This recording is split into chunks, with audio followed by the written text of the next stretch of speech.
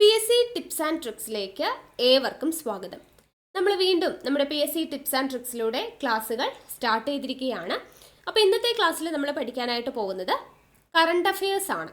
വരുന്ന LDC ആണെങ്കിലും LGS ആണെങ്കിലും യൂണിവേഴ്സിറ്റി LGS മെയിൻസ് പരീക്ഷയാണെങ്കിലും ഡിഗ്രി ലെവൽ ആണെങ്കിലും ഏതൊരു പരീക്ഷയ്ക്കും നിർബന്ധമായും പഠിച്ചിരിക്കേണ്ട ഭാഗമാണ് കറണ്ട് അഫയേഴ്സ് അല്ലേ. ബാക്കിയുള്ള GK പോർഷൻസ് ഒക്കെ എല്ലാവരുടെ കയ്യിലും റാങ്ക് ഫയൽ ഉണ്ട്. അപ്പോൾ എല്ലാവരും പഠിക്കുന്നത് ഒരേ കാര്യങ്ങളാണ്. പക്ഷെ കറണ്ട് അഫയേഴ്സ് എന്ന് പറയുന്നത് നമ്മൾ പഠിക്കുന്ന ഒരു രീതി അനുസരിച്ച് നമുക്ക് റാങ്ക് മേക്കിംഗ് ക്വസ്റ്റ്യൻസ് ആയിട്ട് വരാവുന്നതാണ് കറണ്ട് അഫയേഴ്സ് എന്ന് പറയുന്നത്.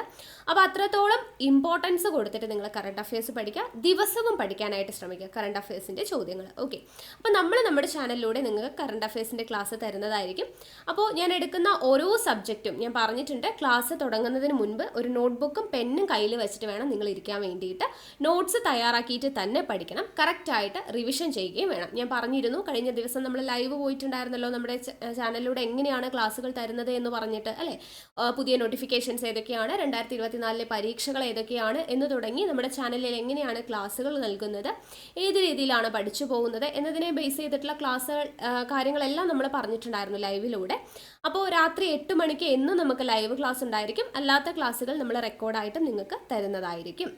അപ്പോൾ ഞാൻ പറഞ്ഞിരുന്നു, ഓരോ ക്ലാസ്സും കേൾക്കാനിരിക്കുമ്പോൾ നിങ്ങൾ എന്ത് ചെയ്യുക, ചുമ്മാ ഇരുന്ന് കേൾക്കാതെ ഒരു നോട്ട്ബുക്കും പെന്നും കയ്യിലെടുക്കുക, നോട്ട്സ് റെഡിയാക്കുക. പിറ്റത്തെ ദിവസം ക്ലാസ്സിൽ കയറുന്നതിന് മുൻപ് അത് റിവിഷൻ ചെയ്തിട്ട് വേണം നിങ്ങൾ കയറാൻ വേണ്ടിയിട്ട്. ഓക്കെ അല്ലേ? ഓക്കെ, അപ്പോൾ എല്ലാവരും റെഡിയാണെന്ന് വിശ്വസിക്കുന്നു. നമുക്ക് സ്റ്റാർട്ട് ചെയ്യാം. ആദ്യത്തെ ചോദ്യം, നമ്മൾ ചുമ്മാ ചോദ്യോത്തരം പറയല്ല, അതിൻ്റെ റിലേറ്റഡ് ആയിട്ട് 1-2 പോയിന്റ്സ് ഒക്കെ നിങ്ങൾ ഓർത്തിരിക്കണം. കാരണം കറണ്ട് അഫയേഴ്സും സ്റ്റേറ്റ്മെൻറ്റ് ടൈപ്പിൽ ചോദിക്കുന്നുണ്ട്. ഓക്കെ, അപ്പോൾ നോട്ട്ബുക്ക് റെഡിയാക്കി വെച്ചോളൂ. ആദ്യത്തെ ചോദ്യം ഇതാണ്: സുപ്രീം കോടതിയിലെ എത്രാമത്തെ വനിതാ ജഡ്ജിയായിരുന്നു അടുത്തിടെ അന്തരിച്ച ജസ്റ്റിസ് M ഫാത്തിമ ബീവി? വളരെയധികം ഇമ്പോർട്ടൻ്റ് ആയിട്ടുള്ളൊരു ചോദ്യമാണ് കേട്ടോ. സുപ്രീം കോടതിയിലെ എത്രാമത്തെ വനിതാ ജഡ്ജിയായിരുന്നു justice M Fathima Beevi? എത്രാമത്തെയാ? Yes, ആദ്യത്തെ അല്ലേ, ആദ്യത്തെ ജഡ്ജി ആയിരുന്നു അടുത്തിടെ അന്തരിച്ച ജസ്റ്റിസ് M ഫാത്തിമ ബീവി. അപ്പോൾ സുപ്രീം കോടതിയിലെ ആദ്യത്തെ ജഡ്ജി ആയിരുന്നു ജസ്റ്റിസ് M ഫാത്തിമ ബീവി എന്ന് പറഞ്ഞു. അവർ ഏതായിരുന്നു കാലഘട്ടം? 1989 മുതൽ 1992 വരെയാണ് സുപ്രീം കോടതി ജഡ്ജിയായിട്ട് ഇരുന്നിരുന്നത്. 1989 മുതൽ 1992 വരെ സുപ്രീം കോടതി ജഡ്ജിയായിട്ട് ഇരുന്നിട്ടുണ്ട്. അതുപോലെ തന്നെ 1997, 2001 ഈ ഒരു കാലഘട്ടത്തിൽ അവർ തമിഴ്നാടിൻ്റെ ഗവർണർ പദവി വഹിച്ചിട്ടുണ്ട്. തമിഴ്നാടിൻ്റെ ഗവർണർ പദവി ജസ്റ്റിസ് M ഫാത്തിമ ബീവി വഹിച്ച വർഷം 1997 to 2001 എന്ന് പറയുന്ന കാലഘട്ടത്തിലാണ്. അതുപോലെ തന്നെ നമുക്ക് കുറച്ച് വിശേഷണങ്ങൾ പഠിച്ചിരിക്കണം ജസ്റ്റിസ് M ഫാത്തിമ ബീവിയെ കുറിച്ച്. നമുക്ക് സ്റ്റേറ്റ്മെന്റ് ആയിട്ടൊക്കെ തരാം. തന്നിരിക്കുന്നതിൽ ജസ്റ്റിസ് M ഫാത്തിമ ബീവിയുമായി ബന്ധപ്പെട്ട പ്രസ്താവനകളിൽ തെറ്റായത് ഏത്? അവർ അന്തരിച്ചത് കൊണ്ട് തന്നെ ആ ഒരു രീതിയിൽ ചോദ്യം ചോദിക്കാം. അപ്പോൾ സ്റ്റേറ്റ്മെന്റ് നമുക്ക് അറിയണ്ടേ ശരിയാണോ തെറ്റാണോ എന്നുള്ളത്. അപ്പോൾ അത് ആദ്യത്തെ പോയിന്റ് ആണ്. ഇന്ത്യയിലെ ആദ്യത്തെ വനിതാ മുസ്ലിം ഗവർണർ ആയിരുന്നു. ഇന്ത്യയിലെ ആദ്യത്തെ വനിതാ മുസ്ലിം ഗവർണർ ആയിരുന്നു ആര്? ജസ്റ്റിസ് M ഫാത്തിമ ബീവി എന്ന് പറയുന്നത്. അതുപോലെ തന്നെ ഗവർണർ പദവി വഹിച്ച ആദ്യ മലയാളി വനിതയാണ്. ഗവർണർ പദവി വഹിച്ച ആദ്യ മലയാളി വനിതയാണ് ജസ്റ്റിസ് M ഫാത്തിമ ബീവി. കൂടാതെ തമിഴ്നാട്ടിലെ ആദ്യത്തെ വനിതാ ഗവർണറാണ്. തമിഴ്നാട്ടിലെ ആദ്യത്തെ വനിതാ ഗവർണർ ആര് എന്ന് ചോദിച്ചാലും ജസ്റ്റിസ് M ഫാത്തിമ ബീവിയാണ്. തിരുവിതാംകൂറിൽ നിയമ ബിരുദം നേടിയ ആദ്യ മുസ്ലിം വനിതയാണ്. തിരുവിതാംകൂറിൽ എന്ത് നേടിയിട്ടുള്ളത്? നിയമ ബിരുദം. തിരുവിതാംകൂറിൽ നിയമ ബിരുദം നേടിയിട്ടുള്ള ആദ്യ മുസ്ലിം വനിത ആര് എന്ന് ചോദിച്ചു കഴിഞ്ഞാലും ആര് തന്നെയാണ്? ജസ്റ്റിസ് M ഫാത്തിമ ബീവി ആണ്. ഇനി അവർ കേരള പിന്നാക്ക വിഭാഗ കമ്മീഷന്റെ ആദ്യ അധ്യക്ഷയായിരുന്നു. കേരള പിന്നാക്ക വിഭാഗ കമ്മീഷന്റെ കേട്ടോ, കേരള പിന്നാക്ക വിഭാഗ കമ്മീഷന്റെ ആദ്യത്തെ അധ്യക്ഷയായിരുന്നു ജസ്റ്റിസ് M ഫാത്തിമ ബീവി എന്നുള്ള കാര്യം ഓർത്തിരിക്കുക. അതുപോലെ ദേശീയ മനുഷ്യാവകാശ കമ്മീഷൻ അംഗം കൂടിയായിരുന്നു.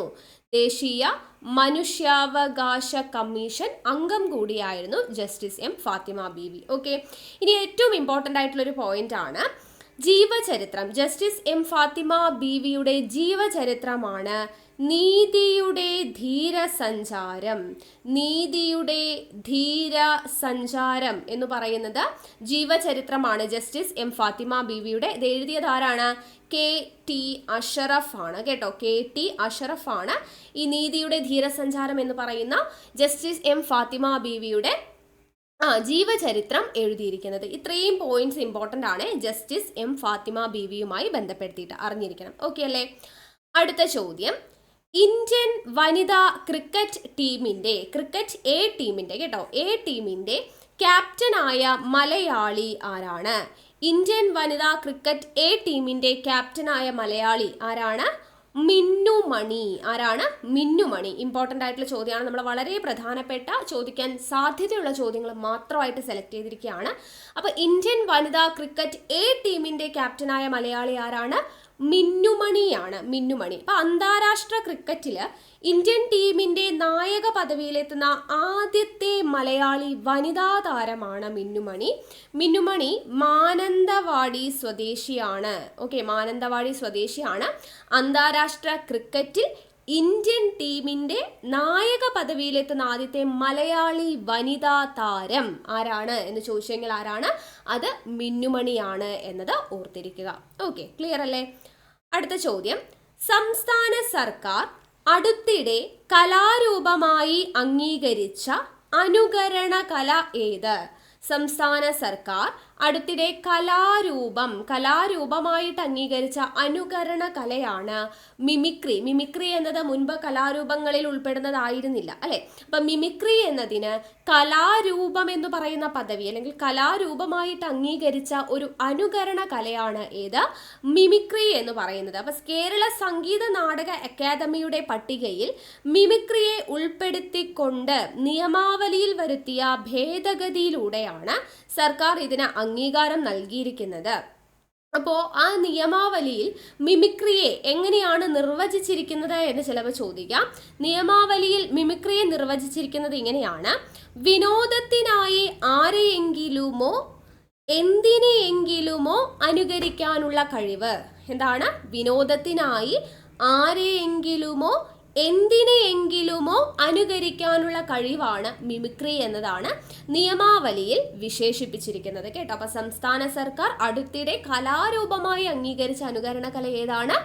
മിമിക്രിയാണ് എന്നത് ഓർത്തിരിക്കുക. അടുത്ത ചോദ്യം നോക്കിക്കേ, ലോകത്തെ ആദ്യ artificial intelligence humanoid robotic CEO ഏതാണ്? ലോകത്തെ ആദ്യത്തെ artificial intelligence humanoid robotic CEO ആണ് മിക്ക. MIKA, മിക്ക എന്ന് പറയുന്നത് കേട്ടോ. അപ്പോൾ മിക്കയെ കുറിച്ച് പറയുമ്പോൾ പോളിഷ് കമ്പനി ആയിട്ടുള്ള ഡിക്റ്റഡോർ ആണ് മിക്കയ്ക്ക് CEO പദവി നൽകിയത്. അപ്പോൾ ഈ ഒരു പദവി നൽകിയത് ആരാണ്? പോളിഷ് കമ്പനി ആയിട്ടുള്ള ഡിക്റ്റഡോർ ആണ് കേട്ടോ. ഡിക്റ്റഡോർ, പോളിഷ് കമ്പനി ആയിട്ടുള്ള ഡിക്റ്റഡോർ ആണ് ഈ ഒരു പദവി നൽകിയത്. ഇനി മിക്കയെ വികസിപ്പിച്ചത് ആരൊക്കെ ചേർന്നിട്ടാണെന്ന് ചോദിച്ചു കഴിഞ്ഞാൽ ഡിക്റ്റഡോറും അതുപോലെ തന്നെ ഹോങ്കോങ് ആസ്ഥാനമായിട്ടുള്ള ഹാൻസൺ റോബോട്ടിക്സും കൂടെ ചേർന്നിട്ടാണ്. ഹാൻസൺ റോബോട്ടിക്സും ഡിക്റ്റഡോറും ചേർന്നിട്ടാണ് മിക്കയെ വികസിപ്പിച്ചത് എന്നതുകൂടെ ജസ്റ്റ് ഒന്ന് അറിഞ്ഞിരിക്കുക. അടുത്ത ചോദ്യം നോക്കിക്കേ, കേരളത്തിലെ ആദ്യത്തെ ഹെലി ടൂറിസം പദ്ധതി നടപ്പിലാക്കുന്നത് എവിടെയാണ്? വളരെയധികം ഇമ്പോർട്ടൻ്റ് ആയിട്ടുള്ള ചോദ്യമാണ്.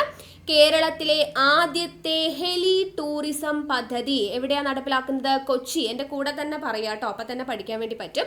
കേരളത്തിലെ ആദ്യത്തെ ഹെലി ടൂറിസം പദ്ധതി നടപ്പിലാക്കുന്നത് എവിടെയാണ്? കൊച്ചിയിലാണ് നടപ്പിലാക്കുന്നത്. അപ്പോൾ എന്താണ് ഈ ഹെലി ടൂറിസം എന്ന് പറയുമ്പോൾ, റോഡുകളിലെ തിരക്കും ശോചനീയ അവസ്ഥയും മൂലം വിനോദസഞ്ചാരികൾക്ക് കാഴ്ചകൾ കാണാനായിട്ട് നേരിടുന്ന പ്രശ്നങ്ങളെല്ലാം മറികടക്കാനായിട്ട് ഹെലികോപ്റ്റർ ഉപയോഗിക്കുന്നു. ഓക്കെ, റോഡുകളിൽ എപ്പോഴും തിക്കും തിരക്കുമാണല്ലേ. അപ്പോൾ ആ തിരക്കും ശോചനീയ അവസ്ഥയും മൂലമെല്ലാം വിനോദസഞ്ചാരികൾക്ക് കാഴ്ചകൾ കാണാനായിട്ട് ചില പ്രശ്നങ്ങളെല്ലാം നേരിടേണ്ടി വരും. അപ്പോൾ അതില്ലാതാക്കാൻ വേണ്ടിയിട്ട് ഹെലികോപ്റ്റർ ഉപയോഗിക്കുന്ന ഒരു സംവിധാനം, അതാണ് ഹെലി ടൂറിസം എന്ന് പറയുന്ന പദ്ധതി. ഓക്കെ, അപ്പോൾ 2023 ഏറ്റവും കൂടുതൽ വിനോദസഞ്ചാരികൾ എത്തിയ ജില്ല ഏത് എന്നും കൂടെ ഇവിടെ അറിഞ്ഞിരിക്കുക. അതും എറണാകുളമാണ് കേട്ടോ. എറണാകുളത്താണ് 2023 ഏറ്റവും കൂടുതൽ വിനോദസഞ്ചാരികൾ എത്തിയ ജില്ല എന്നതും കൂടെ ഓർത്തിരിക്കുക. ഹെലി ടൂറിസം പദ്ധതി ആദ്യമായിട്ട് കേരളത്തിൽ നടപ്പിലാക്കുന്ന എവിടെയാണ്? കൊച്ചിയിലാണ്. അടുത്ത ചോദ്യം നോക്കിക്കേ. 2023 നവംബർ 21 അന്തരിച്ച എഴുത്തുകാരി പി വത്സല വയനാടൻ സാമൂഹിക ജീവിതം പശ്ചാത്തലമാക്കി രചിച്ച നോവൽ ത്രയം ഏതാണ്? അപ്പോൾ ഇവിടെ പി വത്സല അന്തരിച്ച ഡേറ്റും കൂടെ നിങ്ങൾ ഓർത്തിരിക്കണം. 2023 നവംബർ 21 2023 നവംബർ 21 അന്തരിച്ച എഴുത്തുകാരിയാണ് പി വത്സല. അപ്പൊ അവര് വയനാടൻ സാമൂഹിക ജീവിതം പശ്ചാത്തലമാക്കി രചിച്ച നോവൽ ത്രയം ഏത് ചോദിക്കാൻ പറ്റുന്ന ഒരു ചോദ്യമാണ്. ഏതാണ് നോവൽ ത്രയം? ത്രയം എന്ന് പറയുമ്പോൾ എന്താണ്? 3 എണ്ണമാണ് അല്ലേ. അപ്പൊ 3 എണ്ണം ഏതൊക്കെയാ? ആദ്യത്തേത് നമുക്കറിയാം, എഴുത്തച്ഛൻ പുരസ്കാരം എല്ലാം നേടിക്കൊടുത്ത കൃതിയാണ് നെല്ല്. പി വത്സലയുടെ നെല്ല് നമ്മൾ സ്ഥിരമായിട്ട് കേട്ടിട്ടുള്ളതാണ്. വർഷം കൂടെ ഓർത്തിരിക്കുക, 1972 നെല്ല് വരുന്നത്. അത് കഴിഞ്ഞ് ആഗ്നേയം എന്നുള്ളതാണ് 1974 വരുന്നത്. പിന്നെ വരുന്നത് കൂമൻ കൊല്ലിയാണ് 1989. അപ്പോൾ പി വത്സലയുടെ നോവൽ ത്രയം എന്ന് പറയുന്നത് നെല്ല്, ആഗ്നേയം, കൂമൻ കൊല്ലി 3 എണ്ണമാണ്. പിന്നെ എങ്ങനെ ചോദിക്കാം? ഈ നോവൽ ത്രയത്തിൽ എന്താണ് പശ്ചാത്തലമാക്കിയിരിക്കുന്നത്? വയനാടൻ സാമൂഹിക ജീവിതമാണ്. അപ്പൊ വയനാടൻ സാമൂഹിക ജീവിതമാണ് ഈ പറയുന്ന പി വത്സലയുടെ നോവൽ ത്രയത്തിലെ പശ്ചാത്തലം എന്നത് ഓർത്തിരിക്കുക. എങ്ങനെ വേണമെങ്കിലും ചോദിക്കാം. പി വത്സല അന്തരിച്ച വർഷം വിത്ത് ഡേറ്റ് പഠിക്കണം, 2023 നവംബർ 21. പി വത്സലയുടെ നോവൽ ത്രയം ഏതാണ്? വയനാടൻ സാമൂഹിക ജീവിതം പശ്ചാത്തലമാക്കി രചിച്ച നോവൽ ത്രയം ഏതാണ് എന്ന് ചോദിച്ചാൽ നെല്ല്, ആഗ്നേയം, കൂമൻ കൊല്ലി. ഒന്നുകൂടെ പറഞ്ഞോളൂ. നെല്ല്, ആഗ്നേയം, കൂമൻ കൊല്ലി. നെല്ലിന്റെ വർഷം എത്രയാണ്? 1972. ആഗ്നേയം എത്രയാണ് വർഷം? 1974. കൂമൻ കൊല്ലി ഏതാണ് വർഷം? 1989. ഓക്കെ അല്ലേ? സെറ്റ് അല്ലേ? ഓക്കെ, അപ്പൊ ഇത് നോവൽ ത്രയത്തിന്റെ കാര്യമാണ് പറഞ്ഞത്. ഇനി നമുക്ക് മറ്റ് നോവലുകൾ, പി വത്സലയുടെ മറ്റു നോവലുകൾ ഏതൊക്കെയാണ്? അവർ അന്തരിച്ചത് കൊണ്ട് തന്നെ, ഇപ്പോൾ ഒരാൾ അന്തരിച്ചു കഴിഞ്ഞാൽ നമുക്ക് അവരുടെ ബാക്കിയുള്ള ഡീറ്റെയിൽസും കൂടെ കുറച്ചൊക്കെ ഇമ്പോർട്ടൻ്റ് ആയിട്ടുള്ളത് പഠിക്കണം, കാരണം സ്റ്റേറ്റ്മെന്റ് ആയിട്ട് ചോദിക്കും. സോ ബാക്കിയുള്ള കുറച്ച് നോവലുകൾ നിങ്ങൾ പഠിക്കണം. ഏതൊക്കെയാണെന്ന് ചോദിച്ചാൽ, നിഴലുറങ്ങുന്ന വഴികൾ ഏതാണ്? ഒന്നാമത്തേത് നിഴലുറങ്ങുന്ന വഴികൾ എന്ന് പറയുന്നത് പി വത്സലയുടെ നോവലാണ്. റോസ്മേരിയുടെ ആകാശങ്ങൾ ഏതാണ്?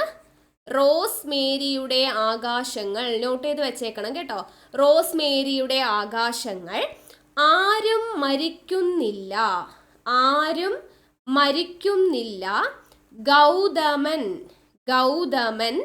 അരക്കില്ലം കേട്ടോ, അരക്കില്ലം, വിലാപം, പാളയം. ഇതെല്ലാം പി വത്സലയുടെ നോവലുകളാണ്. ഏതൊക്കെയാണ്? നിഴലുറങ്ങുന്ന വഴികൾ, റോസ്മേരിയുടെ ആകാശങ്ങൾ, ആരും മരിക്കുന്നില്ല, ഗൗതമൻ, അരക്കില്ലം, വിലാപം, പാളയം. ഇതെല്ലാം പി വത്സലയുടെ നോവലുകളാണ് എന്നത് ഓർത്തിരിക്കാം. ഇനി അവരുടെ അനുഭവക്കുറിപ്പുകളുണ്ട്. ഇതെല്ലാം നോവലുകളാണ്. ഇനി അനുഭവക്കുറിപ്പുകൾ ഏതാണ് എന്ന് ചോദിച്ചു കഴിഞ്ഞാൽ, മരച്ചുവട്ടിലെ വെയിൽ ചീളുകൾ, മരച്ചുവട്ടിലെ വെയിൽ ചീളുകൾ എന്ന് പറയുന്നത് അവരുടെ അനുഭവക്കുറിപ്പാണ് എന്നത് ഓർത്തിരിക്കുക. എന്താണ്? അനുഭവക്കുറിപ്പാണ്. അതുപോലെ യാത്രാ വിവരണം എഴുതിയിട്ടുണ്ട്. യാത്രാ വിവരണങ്ങൾ ഏതൊക്കെയാണെന്ന് ചോദിച്ചാൽ, വേറിട്ടൊരു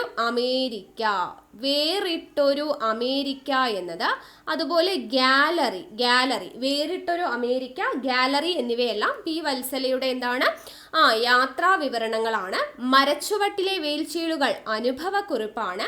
ബാക്കിയുള്ളത് നിഴലുറങ്ങുന്ന വഴികൾ, റോസ്മേരിയുടെ ആകാശങ്ങൾ, ആരും മരിക്കുന്നില്ല, ഗൗതമൻ, അരക്കില്ലം, വിലാപം, പാളയം ഇതെല്ലാം നോവലുകളാണ് എന്നതും കൂടെ ഓർത്തിരിക്കുക. ഓക്കെ അല്ലേ? യെസ്. അടുത്ത ചോദ്യം, 2023 JCB സാഹിത്യ പുരസ്കാരം നേടിയ തമിഴ് എഴുത്തുകാരൻ. 2023 JCB സാഹിത്യ പുരസ്കാരം നേടിയ തമിഴ് എഴുത്തുകാരൻ വളരെയധികം ഇമ്പോർട്ടൻ്റ് ആണ്. JCB സാഹിത്യ പുരസ്കാരം ചോദിക്കുന്നതാണ്. ആരാണ്? പെരുമാൾ മുരുകനാണ് കേട്ടോ. 2023 JCB സാഹിത്യ പുരസ്കാരം നേടിയത് ആരാണ്? പെരുമാൾ മുരുകനാണ്. അദ്ദേഹത്തിന്റെ നോവൽ, ഏത് നോവലിനാണ് പുരസ്കാരം ലഭിച്ചത് എന്ന് ചോദിച്ചാൽ ഫയർ ബേഡ്. ഓക്കെ, ഏതാണ് novel? Fire bird. Fire bird എന്ന് പറയുന്ന നോവലിനാണ് പെരുമാൾ മുരുകന് 2023 JCB സാഹിത്യ പുരസ്കാരം ലഭിക്കുന്നത്. ഫയർ ബേഡ് എന്ന് പറയുന്ന നോവൽ. അപ്പോൾ ഈ ഒരു നോവല്, ഈ ഫയർ ബേഡ് എന്ന് പറയുന്നത് ഇംഗ്ലീഷിലോട്ട് പരിഭാഷപ്പെടുത്തിയതാണ്. ഇത് ശരിക്കും തമിഴിലായിരുന്നു. അതിൻ്റെ പേര് ആലണ്ട പാച്ചി എന്നായിരുന്നു കേട്ടോ. ആലണ്ട പാച്ചി എന്ന് പറയുന്ന പേരിലായിരുന്നു. അപ്പോൾ ഇതിനെ ഫയർ ബേഡ് എന്ന പേരിലോട്ട് തർജ്ജമ ചെയ്തത് ആരാണ് എന്ന് ചോദിച്ചു കഴിഞ്ഞാൽ ജനനി കണ്ണൻ. ഓക്കെ, ആരാണ്? ജനനി കണ്ണൻ. തർജ്ജമ ചെയ്ത ആളുടെ പേരും കൂടെ പഠിച്ചു വെക്കുക. ജനനി കണ്ണൻ. കാരണം ഇവരുടെ സമ്മാനത്തുക ഇവർ തമ്മിൽ പങ്കിട്ടെടുക്കുകയാണ് ചെയ്യുന്നത്. അപ്പോൾ ഈ ഗ്രന്ഥം എഴുതിയ ആൾക്ക് 25 ലക്ഷം, പെരുമാൾ മുരുകൻ 25 ലക്ഷം രൂപയും ഇത് ട്രാൻസ്ലേറ്റ് ചെയ്തിട്ടുള്ള ആളുകൾക്ക് 10 ലക്ഷം രൂപയുമാണ് സമ്മാനമായിട്ട് ലഭിക്കുന്നത് കേട്ടോ. അപ്പോൾ ഇവർ പങ്കിട്ടെടുക്കുകയാണ് ചെയ്യുന്നത്. സോ പെരുമാൾ മുരുകന്റെ ഫയർ ബേഡ് എന്ന് പറയുന്ന നോവലിനാണ് JCB സാഹിത്യ പുരസ്കാരം. ആലണ്ട പാച്ചി എന്ന് പറയുന്ന തമിഴിൽ എഴുതിയ നോവലിനെ ഫയർ ബേഡ് എന്ന പേരിൽ ഇംഗ്ലീഷ് ഭാഷയിലേക്ക് തർജ്ജമ ചെയ്തത് ജനനി കണ്ണനാണ് എന്നുള്ളത് ഓർത്തിരിക്കുക കേട്ടോ. ഓക്കെ, ഇനി 2022 ആർക്കായിരുന്നു JCB സാഹിത്യ പുരസ്കാരം? 2022 ഖാലിദ് ജാവേദിനായിരുന്നു അല്ലെ. ഖാലിദ് ജാവേദിനായിരുന്നു പുരസ്കാരം. അദ്ദേഹത്തിന്റെ ഏത് കൃതിക്കായിരുന്നു? ദ പാരഡൈസ് ഓഫ്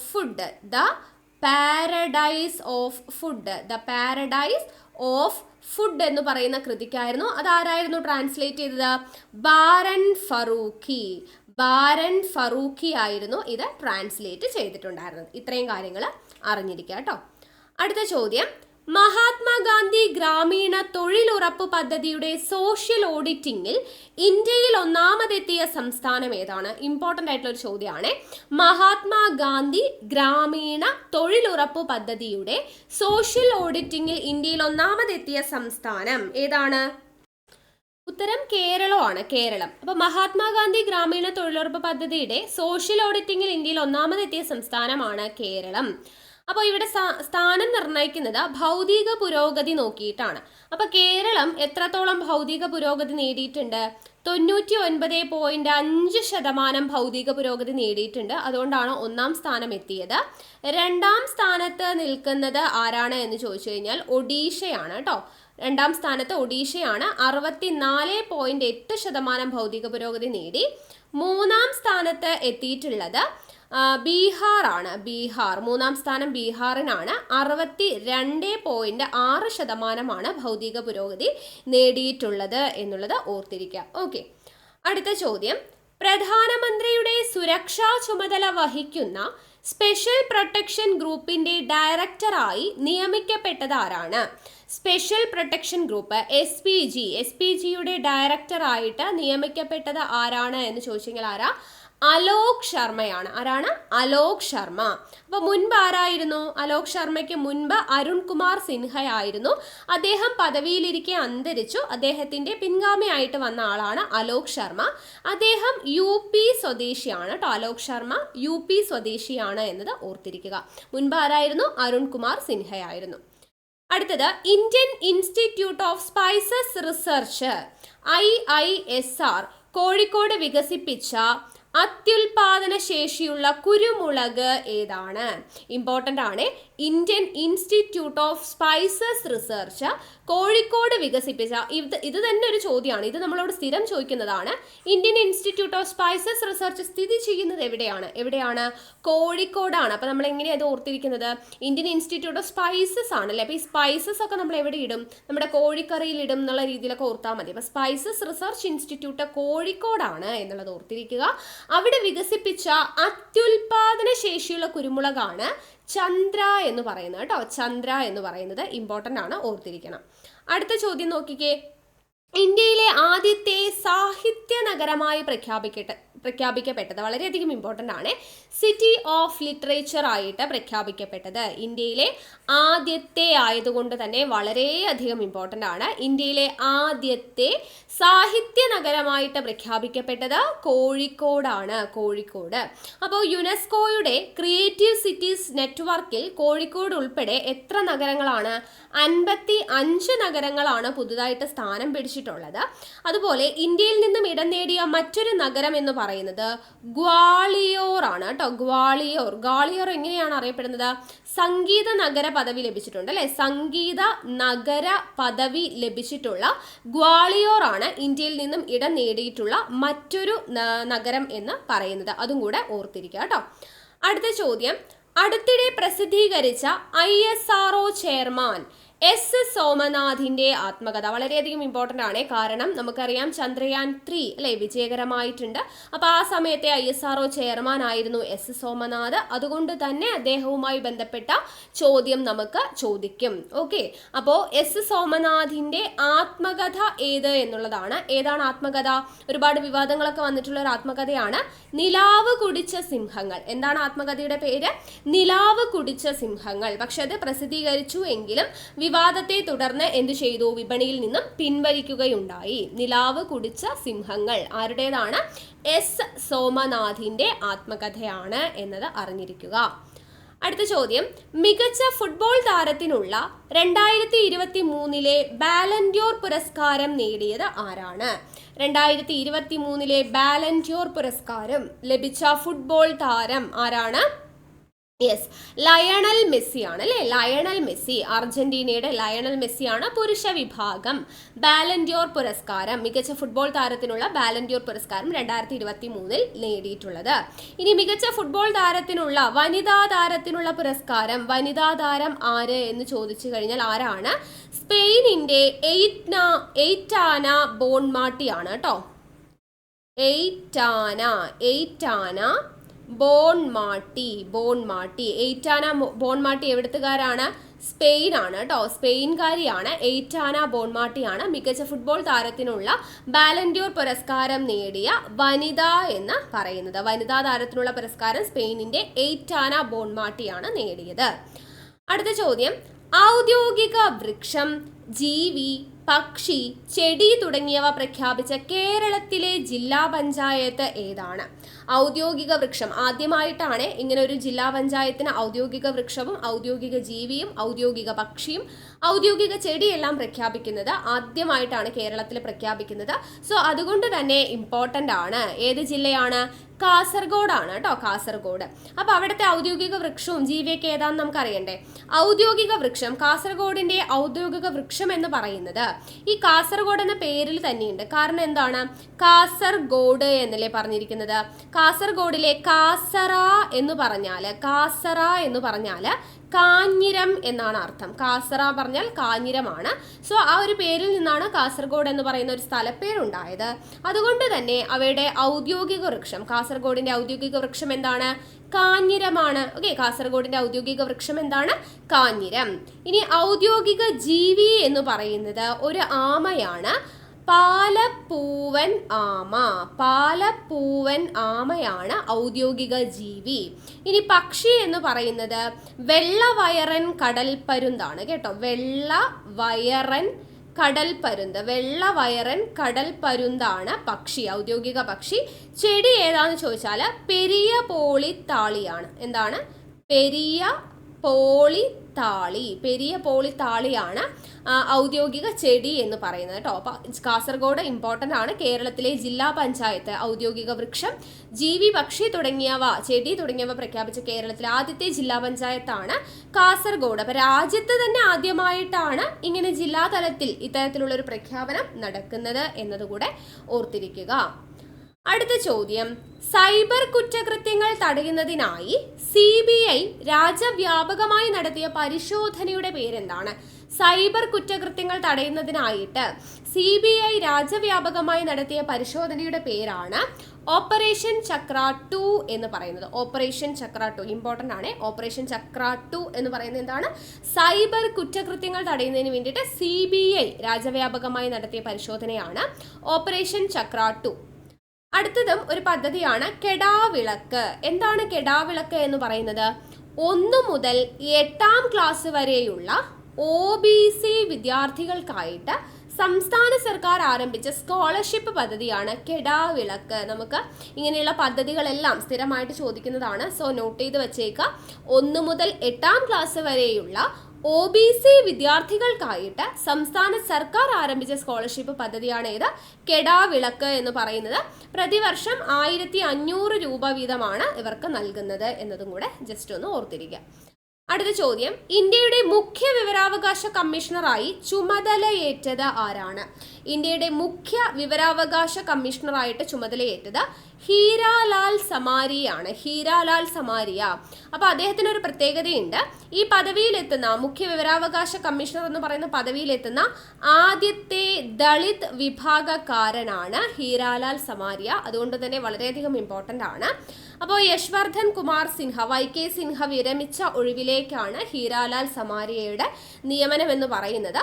അപ്പോൾ വിവരാവകാശ കമ്മീഷണറായിട്ട് പ്രവർത്തിച്ചിരുന്ന ഒരാളാണ് ഹീരാലാൽ സമാരിയ എന്നുള്ളത് ഓർത്തിരിക്കുക. അദ്ദേഹം രാജസ്ഥാനിലെ ഭഗൽപൂർ സ്വദേശിയാണ് കേട്ടോ. രാജസ്ഥാനിലെ ഭഗൽപൂർ സ്വദേശിയാണ് എന്നുള്ളത് ഓർത്തിരിക്കുക. പിന്നെ പുതിയതായിട്ട് വിവരാവകാശ കമ്മീഷണർമാരായിട്ട് മറ്റു കമ്മീഷണർമാരായിട്ട് വന്നിട്ടുള്ള 2 പേരാണ് ആനന്ദി രാമലിംഗം. ആനന്ദി രാമലിംഗം മറ്റു കമ്മീഷണർമാരാണ് ആനന്ദി രാമലിംഗം, വിനോദ് കുമാർ തിവാരി എന്നിവർ. വിനോദ് കുമാർ തിവാരി, ആനന്ദ് രാമലിംഗം എന്നിവരാണ് മറ്റ് കമ്മീഷണർമാർ, വിവരാവകാശ കമ്മീഷണർമാരായിട്ട് വന്നിട്ടുള്ളത് കേട്ടോ. ഓക്കെ, ഇനി അടുത്ത ചോദ്യം, 2023 എഴുത്തച്ഛൻ പുരസ്കാരം നേടിയത് ആരാണ്? 2023 എഴുത്തച്ഛൻ പുരസ്കാരം വളരെയധികം ഇമ്പോർട്ടൻ്റ് ആണ്. ആരാണ് എഴുത്തച്ഛൻ പുരസ്കാരം നേടിയത്? SK വസന്തൻ ആണ്. SK വസന്തൻ ആണ് 2023 എഴുത്തച്ഛൻ പുരസ്കാരം നേടുന്നത്. അപ്പോൾ അതിൻ്റെ സമ്മാനത്തുക എന്ന് പറയുന്നത് 5 ലക്ഷം രൂപയും പ്രശസ്തി പത്രവും അടങ്ങുന്നതാണ് സമ്മാനത്തുക. അപ്പോൾ അദ്ദേഹത്തിൻ്റെ ചില കൃതികൾ, ഇമ്പോർട്ടൻ്റ് ആയിട്ടുള്ള കൃതികൾ നമുക്ക് ഓർത്തിരിക്കാം. SK വസന്തൻ്റെ കൃതികൾ ഏതൊക്കെയാണെന്ന് ചോദിച്ചു കഴിഞ്ഞാൽ, കേരള സാംസ്കാരിക ചരിത്ര നിഘണ്ടു, കൃതിയുടെ പേരാണ് കേരള സാംസ്കാരിക ചരിത്ര നിഘണ്ടു എന്ന് പറയുന്നത് SK വസന്തൻ്റെ കൃതിയാണ്. അതുപോലെ കേരള ചരിത്ര നിഘണ്ടു, കേരള ചരിത്ര നിഘണ്ടു, കേരള സാംസ്കാരിക ചരിത്ര നിഘണ്ടു, നമ്മൾ നടന്ന വഴികൾ, ഇതെല്ലാം ആരുടെ കൃതിയാണ്? SK വസന്തൻ്റെ കൃതിയാണ്. 2023 എഴുത്തച്ഛൻ പുരസ്കാര ജേതാവായ SK വസന്തൻ്റെ കൃതികളാണ് കേരള സാംസ്കാരിക ചരിത്ര നിഘണ്ടു, കേരള ചരിത്ര നിഘണ്ടു, നമ്മൾ നടന്ന വഴികൾ എന്നിവ. ഈ പറയുന്ന എഴുത്തച്ഛൻ പുരസ്കാരം 2022 ആരായിരുന്നു നേടിയത്? സേതുവായിരുന്നു അല്ലെ? സേതുവായിരുന്നു നേടിയത്. സേതുവിൻ്റെ കൃതികളെല്ലാം നമ്മൾ മുൻപ് പഠിച്ചിട്ടുണ്ട് അല്ലേ? ചേക്കുട്ടി പോലുള്ള ഒരുപാട് കൃതികൾ നമ്മൾ പഠിച്ചിട്ടുണ്ട്.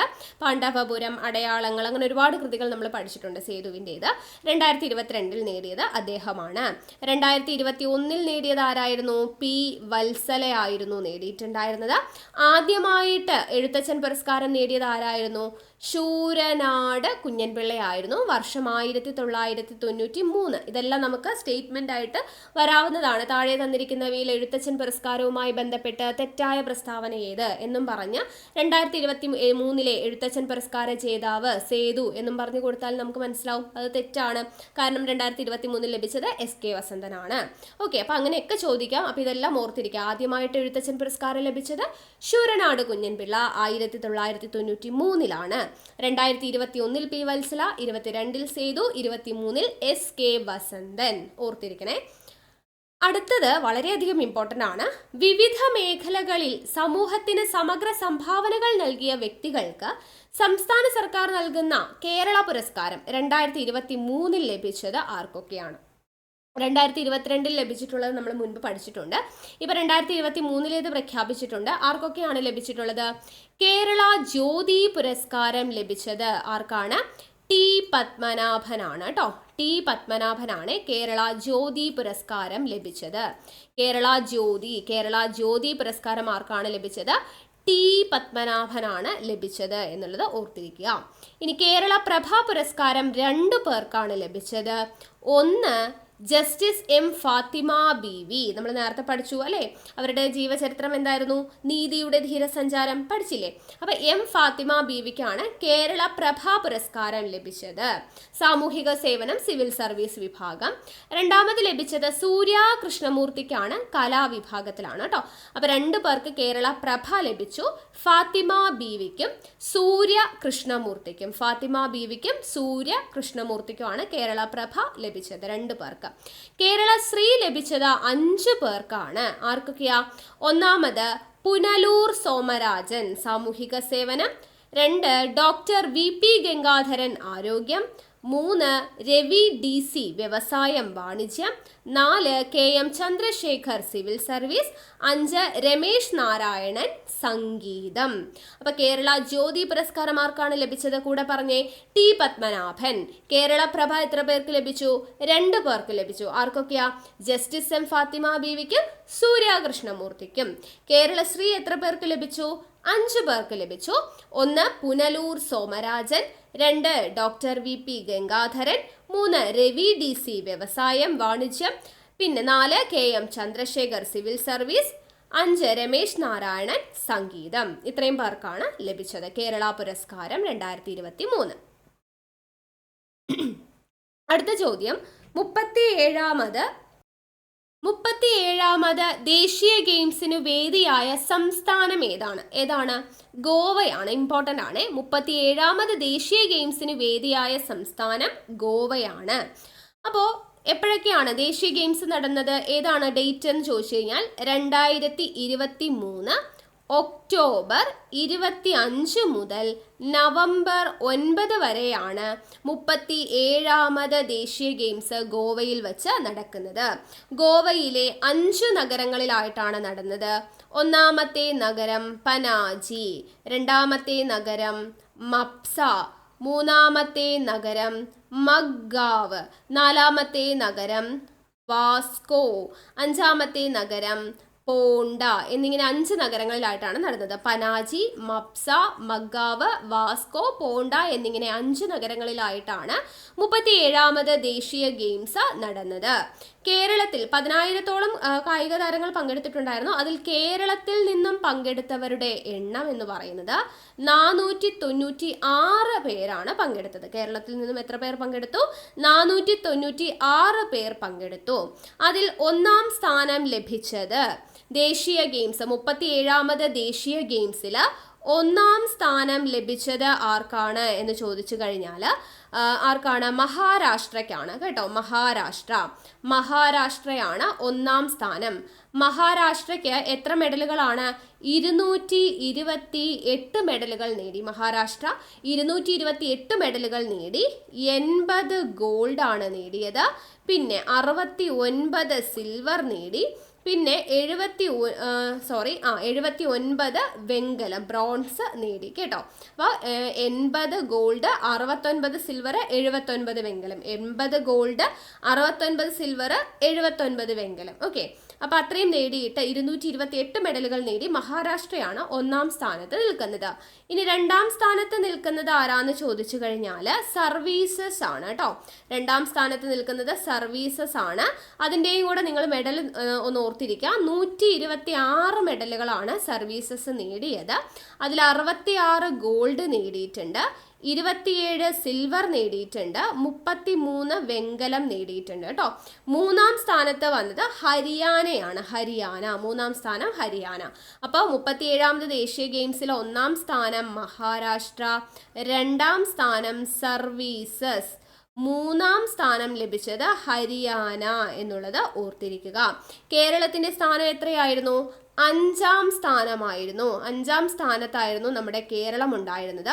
കേരളം നേടിയ മെഡലുകൾ എന്ന് പറയുന്നത് 87 ആണ്. 87 മെഡലുകളാണ് കേരളം നേടിയത്. 36 സ്വർണം, അതുപോലെ 24 വെള്ളി, പിന്നെ 27 വെങ്കലം. ഇങ്ങനെ 87 മെഡലുകളാണ് നമ്മുടെ കേരളം സ്വന്തമാക്കിയത് എന്നത് ഓർത്തിരിക്കുക. അടുത്ത ചോദ്യം, കലാ, സാഹിത്യം, സാംസ്കാരിക മേഖലകളിലെ സമഗ്ര സംഭാവനയ്ക്കുള്ള സംസ്ഥാന നിയമസഭാ പുരസ്കാരത്തിന് അർഹനായത്. 2ാമത്തെ തവണയാണ് ഈ ഒരു പുരസ്കാരം നൽകുന്നത്, അതുകൊണ്ട് തന്നെ ഇമ്പോർട്ടൻ്റ് ആണ്. കല, സാഹിത്യം, സാംസ്കാരിക മേഖലകളിലെ സമഗ്ര സംഭാവനയ്ക്കുള്ള സംസ്ഥാന നിയമസഭാ പുരസ്കാരത്തിന് അർഹനായത് MT വാസുദേവൻ നായരാണ്. MT വാസുദേവൻ നായർ. 1,00,000 രൂപയും ശില്പവും അടങ്ങുന്നതാണ് പുരസ്കാരം. ആദ്യത്തെ തവണ പുരസ്കാരം ലഭിച്ചത് ആർക്കാണ് കഴിഞ്ഞ വർഷം ലഭിച്ചത് എന്ന് ചോദിച്ചു കഴിഞ്ഞാൽ T പത്മനാഭനാണ്. ആദ്യമായിട്ട് കഴിഞ്ഞ തവണ ലഭിച്ചത് T പത്മനാഭനാണ്. ഈ വർഷം ലഭിച്ചത് MT വാസുദേവൻ നായർക്കാണ്. ഓക്കെ, അടുത്ത ചോദ്യം, 3 അഡീഷണൽ ജഡ്ജിമാരെ കൂടി നിയമിച്ചതോടെ കേരള ഹൈക്കോടതി ജഡ്ജിമാരുടെ എണ്ണം എത്രയായി എന്നുള്ളതാണ് കേട്ടോ. അപ്പോൾ കേരള ഹൈക്കോടതി ജഡ്ജിമാരുടെ എണ്ണം 36 ആണ്. ഇപ്പോൾ നിലവിൽ എത്രയാണ്? 36 ആണ്. 3 പേരെ അഡീഷണൽ ആയിട്ട് നിയമിച്ചു എന്ന് പറഞ്ഞു. ആരൊക്കെയാണ് ആ 3 പേർ? ഒന്ന് ജോൺസൺ ജോൺ. ഒന്നാമത്തെ ആളാരാണ്? ജോൺസൺ ജോൺ എന്ന് പറയുന്ന വ്യക്തിയുണ്ട്. രണ്ടാമത് C Pradeep Kumar. C Pradeep Kumar. 3 G Girish. Johnson John, C Pradeep Kumar, G Girish എന്നിവരെയാണ് 3 പേരെ അഡീഷണൽ ആയിട്ട് ജഡ്ജിമാരായിട്ട് നിയമിക്കുന്നത്. അങ്ങനെ ടോട്ടലായിട്ട് 36 പേരാണ് നിലവിൽ കേരള ഹൈക്കോടതി ജഡ്ജിമാരുടെ എണ്ണം. അനുവദനീയമായിട്ടുള്ള എണ്ണം എന്ന് പറയുന്നത് ശരിക്കും 47 ആണ്. നിലവിൽ എത്രയുണ്ട്? 36 പേരാണ് ഉള്ളത് എന്നുള്ളത് ഓർത്തിരിക്കുക. അടുത്ത ചോദ്യം, പട്ടികജാതി വിദ്യാർത്ഥികൾക്കുള്ള ഗുണമേന്മയുള്ള വിദ്യാഭ്യാസം നൽകുകയെന്ന ലക്ഷ്യത്തോടെ കേന്ദ്ര സർക്കാർ ആരംഭിച്ച പദ്ധതി ഏത് എന്നുള്ളതാണ്. ഇമ്പോർട്ടൻ്റ് ആണ്. പട്ടികജാതി വിദ്യാർത്ഥികൾക്കുള്ള ഗുണമേന്മയുള്ള വിദ്യാഭ്യാസം നൽകുകയെന്ന ലക്ഷ്യത്തോടു കൂടി കേന്ദ്ര സർക്കാർ ആരംഭിച്ച പദ്ധതിയാണ് ശ്രേഷ്ഠ എന്ന് പറയുന്ന പദ്ധതി. അപ്പം ശ്രേഷ്ഠ എന്ന് പറയുന്നതിൻ്റെ ഫുൾ ഫോം എന്താണെന്ന് ചോദിച്ചു കഴിഞ്ഞാൽ scheme for residential education for students in high schools in targeted areas. ഇതാണ് എന്ത്? ശ്രേഷ്ഠ എന്നതിൻ്റെ ഫുൾ ഫോം എന്ന് പറയുന്നത് കേട്ടോ. അപ്പോൾ ഇതിൻ്റെ എല്ലാം തുടക്കത്തിലുള്ള അക്ഷരങ്ങൾ വെച്ച് നോക്കുകയാണെങ്കിൽ നമുക്ക് മനസ്സിലാവും എങ്ങനെയാണ് വരുന്നത്.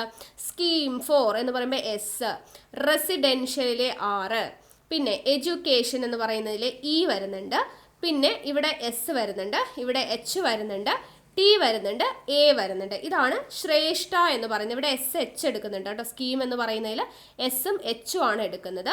അപ്പോൾ ശ്രേഷ്ഠ എന്ന് നമ്മൾ ഇങ്ങനെയാണ് എഴുതുക. ഓക്കെ, അപ്പോൾ അതിൽ SH എന്ന് പറയുന്നത് സ്കീംസ് ആണ്.